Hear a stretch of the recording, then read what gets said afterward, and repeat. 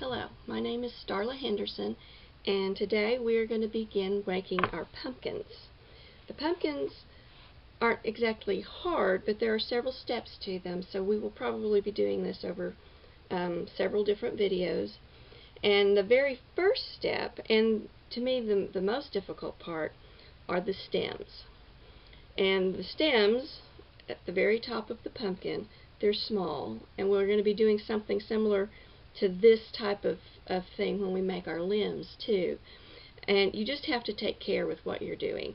And so that's what we're going to do today. And you will have 5 of those to do. So the very first step in making all of our pumpkins is to applique down all of our stems.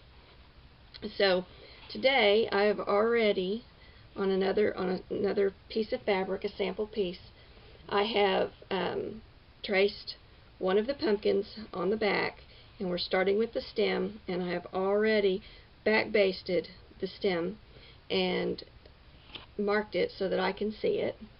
And now I'm going to show you how to applique this down. You're going to start, the first part's not hard. These are tiny, and when you come around the top, trying to tuck all that in can be where it gets a little bit more challenging. So I'm going to take out my back basting here, first little bit, and we're going to start turning just like we normally would in the needle turn applique. So you're going to bury your knot in your seam allowance,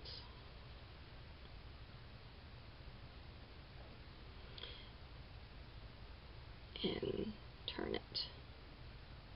And on this, and I think I'm going to, you may want to trim just a little bit closer. Don't go, just a little bit under 1/4 of an inch, just because you're turning this under into a very small space, and on the next pass it might make it a little easier. And it makes it a little easier here too, because it doesn't want to tuck under, because there's not that much space underneath before the back basting that it stopped by on the other side. Okay, buried my knot. I'm going to start appliquing.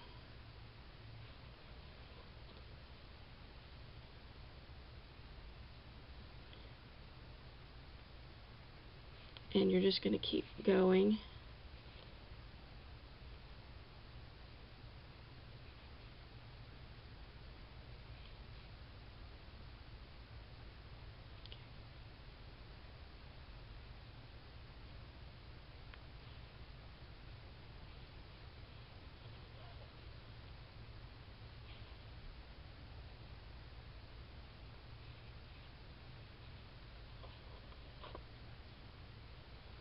I'm having one of those days where I feel like I'm all thumbs, so please bear with me. Alright, I'm almost to the end of this, and these aren't large, they're very small. That's why they're a little more challenging, but you just take your time with it and go slowly.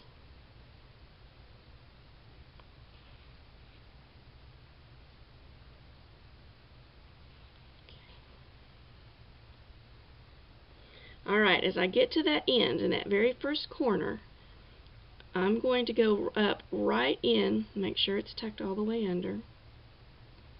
I just barely made it.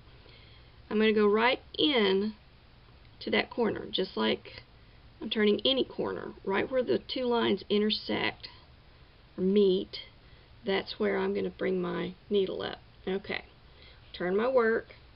And in this case, because I'm dealing with a very small space, I'm going to have to take out a little bit more back basting. I leave as much in as I can because it helps keep it in place and makes it all lay flatter as I complete my project. Okay, just like any corner, I've pulled this out. Now I'm going to take my needle, and I'm going to just kind of swoop it under there. And I'm going to go ahead, it's very small little place there. I'm going to tuck the rest of it under, and I give my thread just a little bit of a tug in case I've somehow got my corner pushed under too, and I'm going to take very tiny stitches then across the top of that piece until I get to the next corner, because the top is squared off. If you look at your pattern, it's squared off. Okay, again, I'm going to come right up in where those two lines meet, right on the inside. I'm going to turn my work again. The difference on this side, when I get to that corner, because this one actually curves just a little bit, I can see that now as I get there.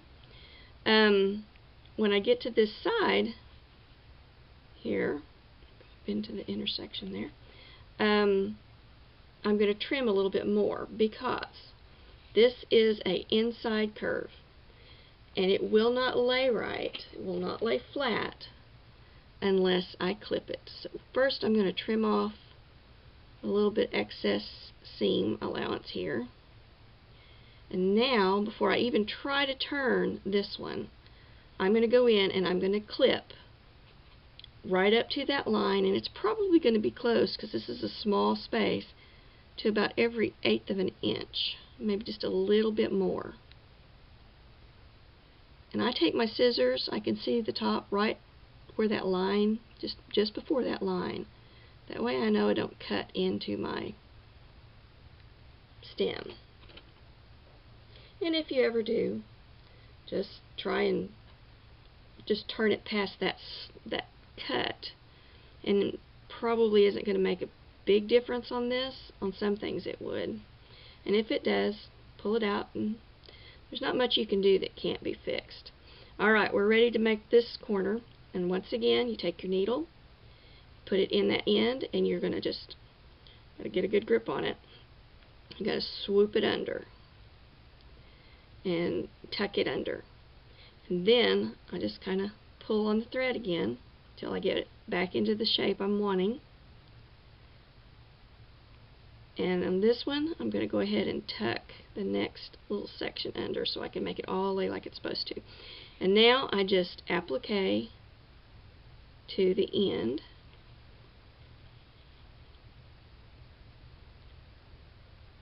making tiny little stitches as I go. We've already done these corners and inside curves with the scarecrow, and it's basically the same thing. This is not a sharp corner, it's a squared off corner. Basically it makes a square, but you've got a corner in each side of that square. So it's not a sharp point, but it is a corner, and you turn it the same. Alright, I'm almost done with this. You're just going to keep right on going until you get to the end, and then you're going to have this little piece hanging here. Leave that. You can trim that back later, but you leave plenty of that little tail there so that whenever you put the pumpkin on top of it, you don't have to worry about not having enough fabric.